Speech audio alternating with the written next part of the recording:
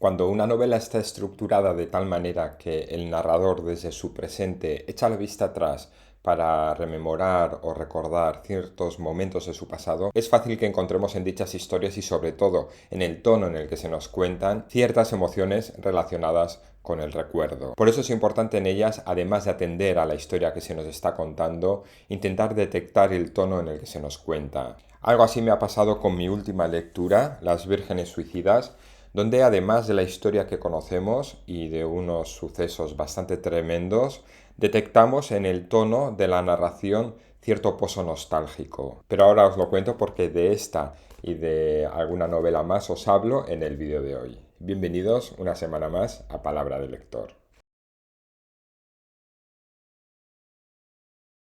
Como digo, esta última semana he estado entretenido leyendo Las Vírgenes Suicidas, la primera novela de Jeffrey Eugenides, que fue publicada por primera vez en 1993. Y como digo, aquí además de unos sucesos tremendos, una gran tragedia, yo por lo menos en su lectura no he podido desligar de la narración cierto tono nostálgico. Pero vamos por partes. ¿Cuál es aquí la gran tragedia? Y no hay que ir muy lejos porque el propio título ya nos adelanta bastante. Las Vírgenes Suicidas. Para conocer esta historia nos situamos en los años 70, en un barrio residencial de Estados Unidos, en una casa donde viven los Lisbon, un matrimonio de ideas un poco conservadoras y sus 5 hijas adolescentes.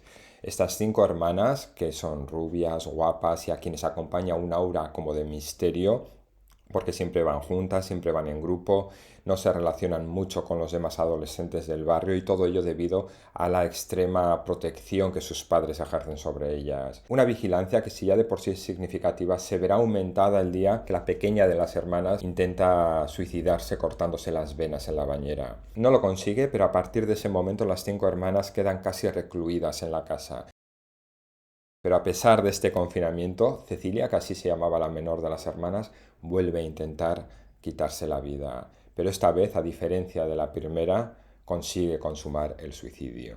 Lo que ya de por sí fue toda una tragedia en sí misma, el suicidio de una hija, de una hermana, de una vecina, de una compañera de instituto, se convirtió en el comienzo de una pesadilla porque nadie podía imaginar que un año después de la muerte de Cecilia ninguna de sus hermanas seguiría con vida, ya que las 4 hermanas de Cecilia se irían suicidando una tras otra hasta no quedar ninguna. Y tranquilos aquellos aprensivos a los spoilers porque lo que acabo de contar se nos dice al comienzo de la novela. De hecho, comienza así. La mañana en que a la última hija de los Lisbon le tocó el turno de suicidarse, los 2 sanitarios llegaron a su casa sabiendo exactamente dónde estaba el cajón de los cuchillos y el horno de gas, y dónde la viga del sótano en la que podía atarse una cuerda. A nosotros nos pareció que, como siempre, salían demasiado lentamente de la ambulancia. Desde la primera frase, como vemos, el destino de estas 5 chicas queda ya escrito. Y digamos que sabiendo ya el desenlace de estas chicas, el momento álgido de la novela, ¿es interesante leer las casi 250 páginas de esta novela? Pues yo creo que sí, porque aunque el suicidio es lo más sonado, lo interesante es lo que se nos cuenta a raíz de ello. ¿Y cómo está enfocada entonces esta historia? Pues es una historia esta que se nos cuenta desde el recuerdo. Y es que quien nos la narra y nos la explica es un narrador un poco peculiar porque nos habla en plural. Y es que habla en nombre de un grupo de hombres que en su momento fueron vecinos y compañeros de instituto de las hermanas Lisbon y que fueron testigos de lo que sucedió con ellas. Esos hechos marcaron a estos chicos de por vida, ya que además estaban en una edad complicada como es la adolescencia. Quien nos habla o quienes nos hablan ya desde la edad adulta, porque han pasado como 20 años de los fatídicos acontecimientos, intentan, recordando lo que ocurrió y recopilando información y testimonios, dar respuesta a las preguntas que llevan arrastradas desde niños que no consiguieron entender y que quizás ya de adultos puedan arrojar el sentido a lo que ocurrió, por qué estas 5 hermanas se quitaron la vida. Y esta forma de plasmar la historia, como digo, está envuelta en un velo nostálgico porque este narrador o estos narradores lo que hacen al comentar este acontecimiento es recordar cómo era su barrio en aquel entonces, cómo fue su niñez, cómo se relacionaban y cómo era el instituto en el que estudiaban, al tiempo que nos van relatando lo que sucedió con las hermanas Lisbon.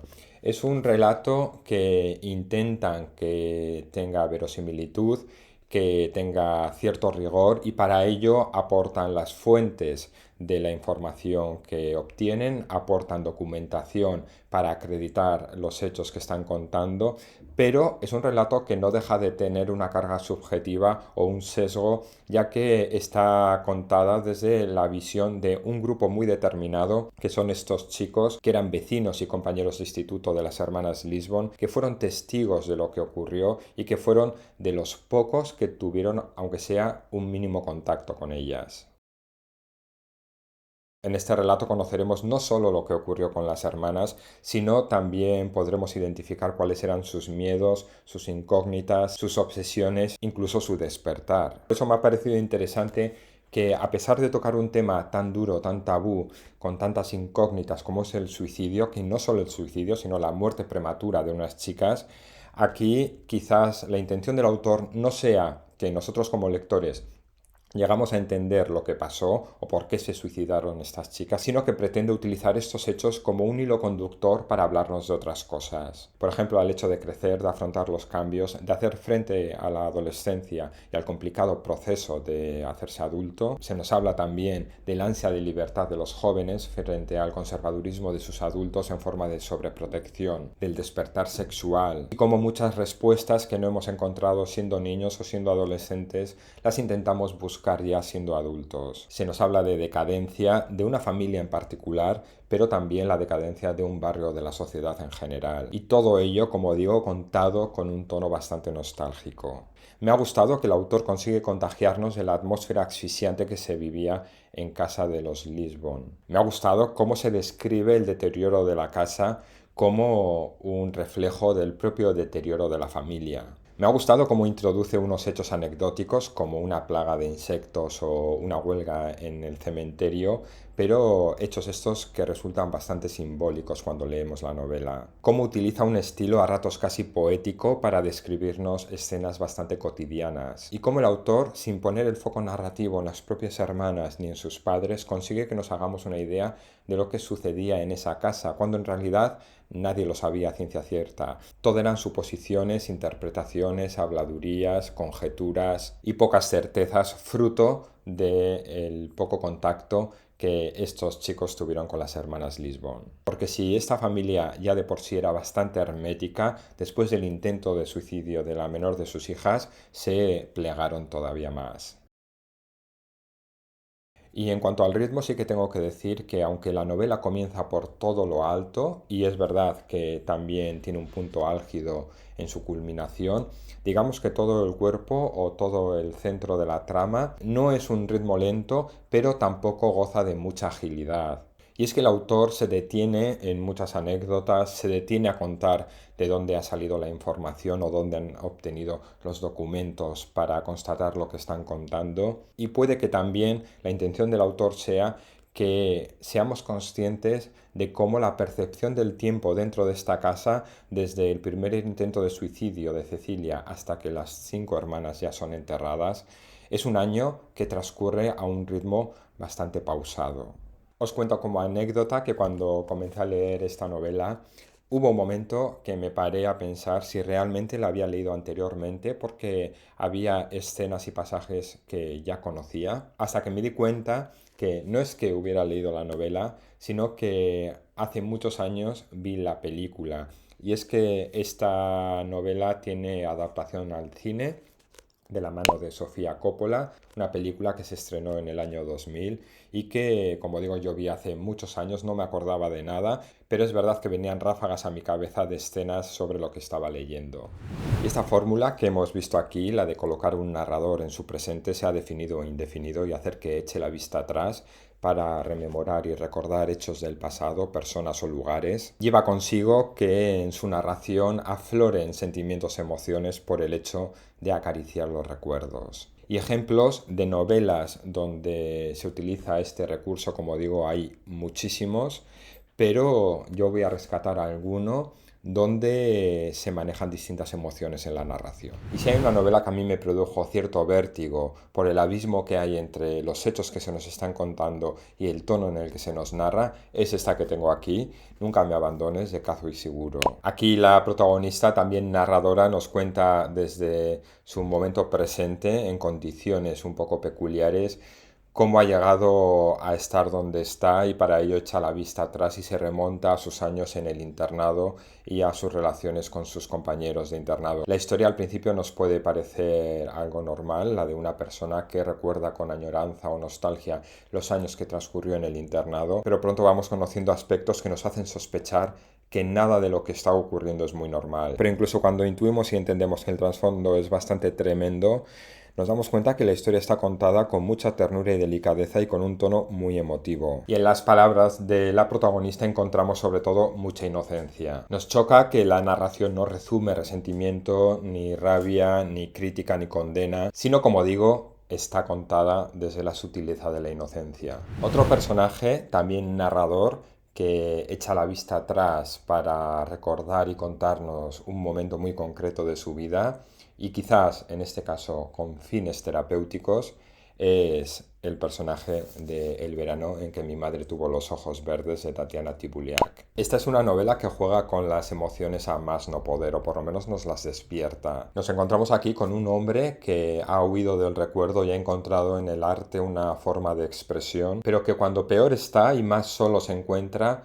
empieza a recordar y rememorar el último verano que pasó con su madre y lo que ese momento supuso para él. Una narración que comienza siendo tremendamente oscura, pero que va iluminándose según va avanzando. Esta novela está muy dividida en capítulos, algunos muy breves, incluso algunos de una sola frase, porque quizás así de fugaces son también las ráfagas de recuerdo de este hombre que está narrando. El tono en el que nos narra su historia este protagonista será como una bomba de emociones, porque aquí vomita todos sus desencuentros, su rabia, su impotencia, sus frustraciones. Vamos, una narración que no nos dejará indiferentes como lectores. Tengo aquí otra novela donde su protagonista y narradora, desde un momento de su vida, que tampoco sabemos con exactitud cuál es, echa la vista atrás para recordar el año que llegó a Barcelona y contarnos su experiencia durante este año que vivió en la ciudad. Me refiero a Nada, de Carmen Laforet. Ella nos contará cuáles fueron sus recuerdos, sus reflexiones, sus sensaciones y lo que le provocaba todo aquello que veía.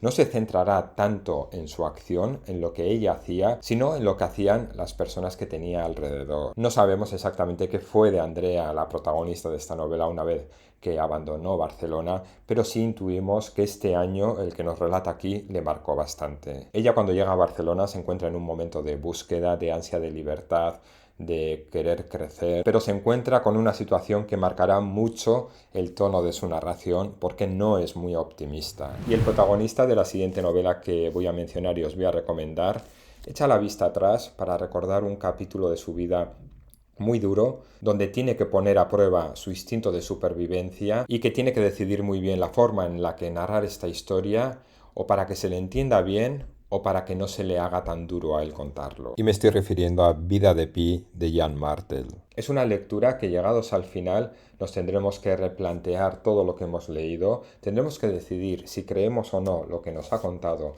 este protagonista, y si decidimos que no le creemos, tranquilos, porque él nos va a dar otra versión de lo sucedido que igual nos encaja mejor. Brevemente os cuento que lo que vamos a conocer aquí es el testimonio de un niño que sobrevive a un naufragio y que debe pasar más de 200 días flotando a la deriva en alta mar en un bote con la única compañía amenazadora de un tigre de Bengala. Una vivencia dura, pero que sirve a su protagonista para indagar en temas filosóficos, religiosos y espirituales. Y termino este repaso con una pequeña novela donde, a través de los ojos de un hombre, porque no será él directamente quien nos narre esta historia en primera persona, pero sí es verdad que el foco narrativo está puesto sobre él en todo momento, se echa la vista atrás para hacernos confidentes de una experiencia que, aunque dolorosa e inconsolable, se nos narra de manera muy contenida, sin sentimentalismos ni dramatismos, pero precisamente ese dolor contenido que detectamos es lo que hace que este relato sea tan desgarrador. Me refiero, porque no lo he dicho, El nadador en el mar secreto, de Kocwinkle. Pues nada más, hasta aquí el vídeo de esta semana. Recomiendo todos estos libros que os he mencionado, pero hago hincapié en la que ha sido mi última lectura, Las vírgenes suicidas. Creo que es una novela que merece la pena conocer. Yo, como siempre, os doy las gracias llegados a este punto. Si aún estáis por aquí por haberme acompañado durante estos minutos, nos vemos ya en un próximo vídeo donde seguiremos hablando de otros libros. Y hasta entonces, espero que disfrutéis de vuestras lecturas. Hasta luego.